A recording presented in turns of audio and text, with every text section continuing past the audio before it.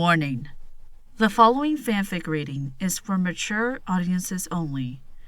It contains mature subjects such as grief, death of loved ones, discrimination, alcoholism, and gore. Viewers' discretion is advised.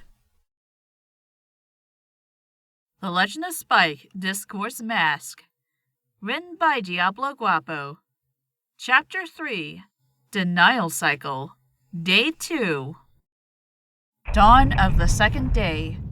48 hours remaining.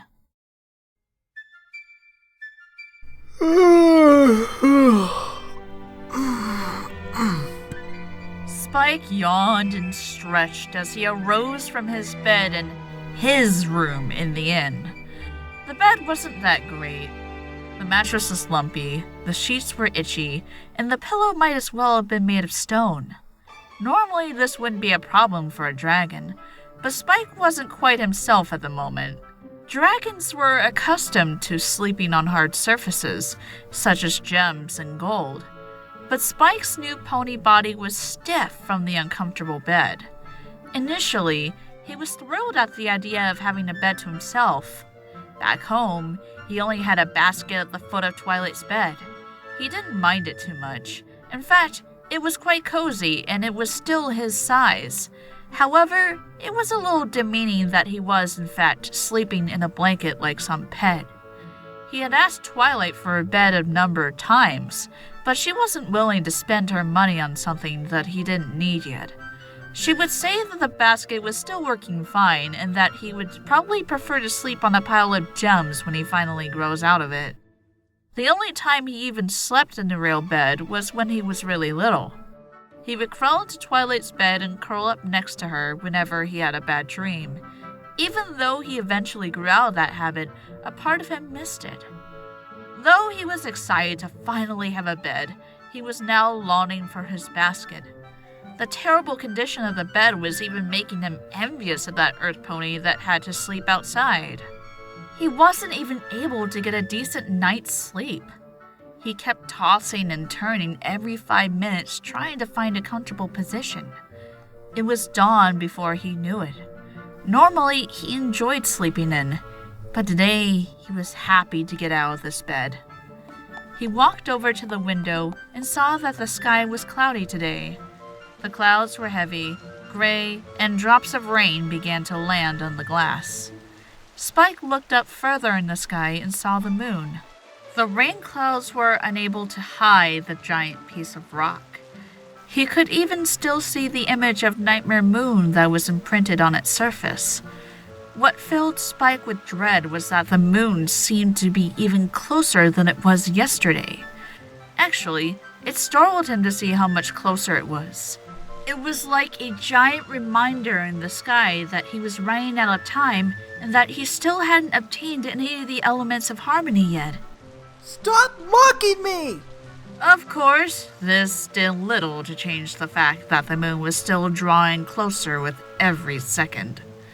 If Spike didn't know better, he could have sworn that the dark image was actually laughing at his outburst.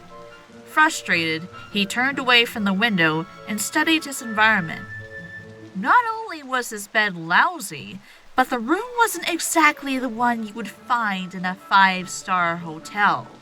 Rarity would freak out if she saw the state of this room. The first thing she would do is probably nearly faint and then go on a redecorating rampage. The place looked like it hadn't been dusted in months. A bug would scurry across the floor every few seconds. Something was smudged onto the window, and the wallpaper was faded and falling off in places. Spike walked over to the dusty desk and opened the drawer. Inside was a 200-bit piece. Spike looked around to see if any pony was watching. He then figured that since it was his room, he could take it. Actually, it was the traveler's room, but what did it matter? He planned on traveling back in time anyways, and he was going to be leaving Clocktown to track down the elements, so the traveler would get his money soon enough. Taking the money, Spike headed out of the inn.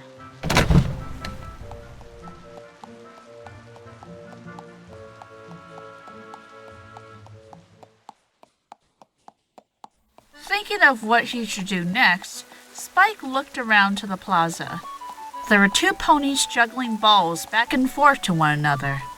Did you hear the news? No! What news? The moon is falling. Spike muttered under his breath as he rolled his eyes. There was a foal napping in the southern forest. No! Really? Yes, but then the foal woke up. As they both laughed at the joke, Spike got an idea. They had mentioned the forest, and Celestia had told him that one of the elements was there. He noticed a gate leading outside the city. Since he wouldn't be able to get the element of honesty until tomorrow night, maybe he could try to find another one. Hold it right there! A Pegasus guard barked as he blocked Spike's path with one of its wings. It's dangerous outside, and I can't allow a fool such as yourself to leave without an adult. Yes, but... Now go home to your mother. The guard ordered as he shoved Spike away with his wing. Spike grumbled as he stormed away from the foul-tempered guard. So much for that idea. Looking around, he saw some Summer Sun Celebration game booths, and they seemed to be open for business. With the 200 bits, he decided to kill some time. There were some shooting galleries, some sort of a bowling game, a timed maze, and others. After spending a few hours playing games and winning some prizes, it was almost noon. Spike walked out of the maze building and noticed Cadence walking out of the inn. She was carrying an umbrella to shield herself from the rain. Spike figured that he could try and talk to her. After all, Shining Armor has gone missing. He followed her to the laundry pool that was on the west part of town. It was empty because no pony wanted to do their laundry in the rain. Spike saw her sit down on the bench and he walked up to her. Hi. Hello there, little one. She smiled at him. Even though she gave him a friendly greeting, he could see the sadness in her eyes. My name is Spike. I am Princess Miyamori Cadenza, but please, call me Cadence. I was hired by Madame Velvet to find Captain Armor. You? Aren't you a little young to be an investigator? Actually, I'm older than I look. You don't even have a cutie mark yet, she said as she raised an eyebrow at his claim. To be honest, I'm not even a pony. Oh, is that so? I'm actually a dragon. Really? You don't look like a dragon. She giggled a bit, despite her current dilemma. I was changed into a unicorn by the same mayor that was responsible for that, he said, pointing to the moon. Oh, she said, looking up at the moon, starting to believe his claim. I guess that does make it possible, especially with all that's been going on. So, why are you here sitting on a bench in the rain all alone? I wouldn't be sitting on a bench in the rain alone if you would sit with me, she retorted, patting the seat beside her. Obliging, Spike sat down next to her and she covered them both with the umbrella. Well, I'm here because I got a letter from him yesterday. What did the letter say? It said that he was okay and that he was sorry. Sorry? Sorry for, running out on you? I suppose, but I hope that there is a good reason. Maybe something happened to him. Maybe he has something important to do. I'm pretty sure that he has a good explanation. I'm certain he wouldn't abandon you.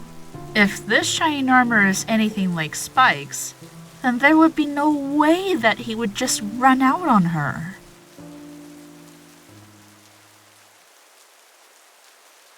That's what I want to believe. But if something has happened to him, why doesn't he just come to me?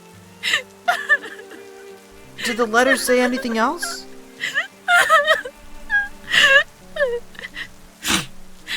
Yes, he said that he wanted to meet me here, but to be honest, I'm scared to meet him. What if he says he wants to leave me for another bear? What if he doesn't love me anymore? As she started to cry harder, Spike wrapped a foreleg around her. I can kind of relate with you. Really? You see, there's a mare back home that I really like. Oh, who am I kidding? I love her! So, what happened? Yesterday, I decided that I was finally going to tell her. When I went over to her place, she was preparing to go meet with this other stallion. Oh. Maybe I should have left it at that, but I went ahead and told her. Or at least tried to. What happened? Well, as I began to tell her, she said that she already knew. And how did she react to your confession? Actually, I'm not quite sure what to make of it. Spike shrugged. You see, she said that she was about to go see this pony. Is she in love with this other stallion? I doubt it. She only met him once. I bet she's only interested in him because he's a count. You see, she did the same thing with the prince. When she had an opportunity to meet with him at a gala, she was so excited. She always admired the sophistication of the upper class. She sounds rather shallow. Shallow? Oh no, not even close. She is one of the most generous ponies I know. She may be dramatic at times or even persnickety, but she always puts others before herself. But she does get caught up with trying to be as glamorous as possible. You see, she dreams of being a renowned fashionista and being a part of high society. However, the prince turned out to be a real snob.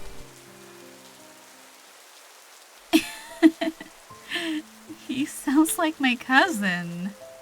The pink alicorn chuckled as she dried her eyes. Unbeknownst to her, Spike was referring to her cousin, or rather, the version of him from Equestria. I bet the same thing's going to happen with this count. What makes you say that? His name is Count High and Mighty. Cadence couldn't help but to see Spike's point. Well, what happens if it doesn't work out with him? Do you think she'll give you a chance? Well, she also said that I was a few years younger than her, and that I was a dragon. So you were serious about the dragon thing? Spike nodded in response to her question. What about the age difference? It's complicated. As a dragon, I age differently than ponies. In dragon years, I'm still rather young. Most ponies call me a baby dragon, but in pony years, I'm only a few years younger than her. She was only a little filly when I hatched. I don't think it's that big of a deal. Hatched? Wow. It's strange to hear that coming from a unicorn cult. Yeah, don't remind me. Spike got up again to look at his reflection. After studying his altered appearance again, hope grew inside him. Hey, wait a minute! I'm a pony now! I'm sure to win her over now! Are you sure, Spike? Are you sure that she feels the same about you? Sure I am! I mean, we're good friends. We do a lot together. She calls me Spiky Wikey. She even kissed my cheek a couple of times. But are you sure that she loves you, or does she just think of you as a friend? But I'm a pony now. She's... Spike, would it really make a difference if you were a unicorn or a dragon? What you are isn't as important as who you are. Spike thought about what she said. Could it be that Rarity doesn't love him? They were good friends, and she has always been affectionate towards him. He's done so much to gain her attention. Could it all be for nothing? Cadence sat on the bench in silence as Spike stood there in the rain with his thoughts. She let him be, for she had clearly given him much to think about, and returned to her own thoughts of shining armor. They had remained like that for a while, And then Cadence figured that he wasn't coming. She gave a melancholy sigh and headed back to the inn. Eventually, Spike also left the laundry pool.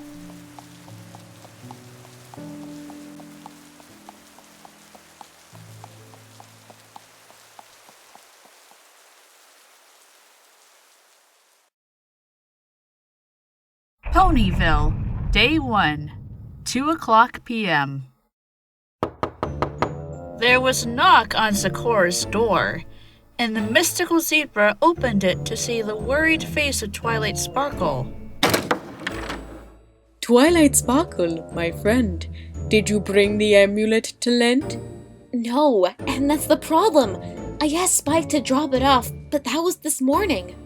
As much as I would like, I cannot say that I have seen Spike. Oh, where could he be? Twilight moaned with concern as she ran out the door and headed back to Ponyville. She rushed to Shirikyu Corner to see the Pink Party Earth Pony. Pinkie Pie was pulling a batch of fresh cupcakes out of the oven when the Lavender Unicorn arrived. Pinkie, have you seen Spike today? Pinkie rubbed her chin as she tried to recall. No, I don't think so. This is bad, said Twilight as she anxiously walked in place. I asked him to deliver something to Sakura, but that was a long time ago. It's not like him to be gone so long. Do you want me to help you find him? Normally, Pinkie Pie was perpetually happy, but she knew when to be serious. Well, thank you, Pinkie. The two mares ran out the door to begin their search.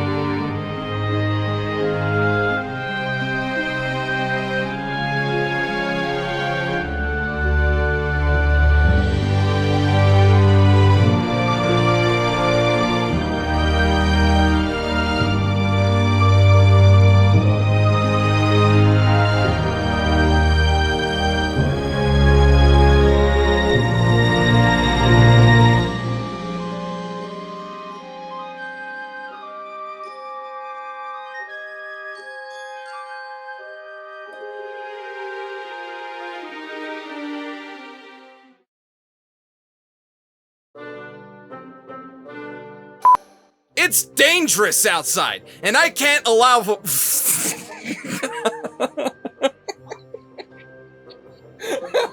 Yeah. Yeah, I'm okay. Spike just stabbed you, the gun just ran off.